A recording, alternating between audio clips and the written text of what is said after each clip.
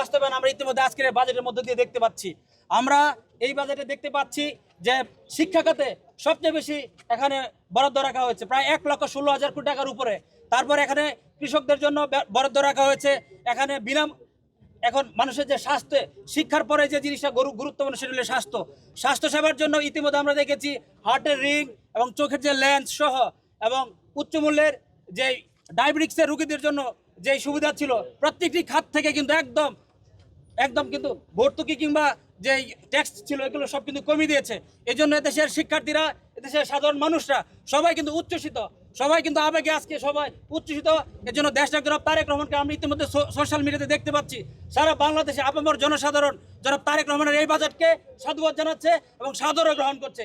আমরা ঢাকা বিশ্ববিদ্যালয়ের ছাত্রদল, কেন্দ্রীয় ছাত্রদল এবং এদেশের প্রত্যেকটি সাধারণ শিক্ষার্থীরা দেশনায়ক জনাব তারেক রহমানের এই বাজেটকে শতভাগ বাস্তবায়ন করার জন্য এবং শতভাগ সফল করার জন্য আমরা নিরলসভাবে কাজ করব এবং আমরা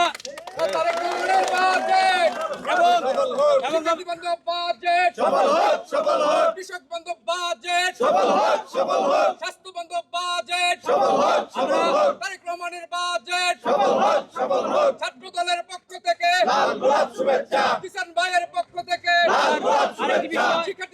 আরেকটি বিষয় ইতিমধ্যে দেখেছেন, আমাদের দল তথা বাংলাদেশ জাতীয়তাবাদী দল বিএনপি দুর্নীতি এবং মাদকের বিরুদ্ধে জিরো টলারেন্স নীতি ঘোষণা করেছে।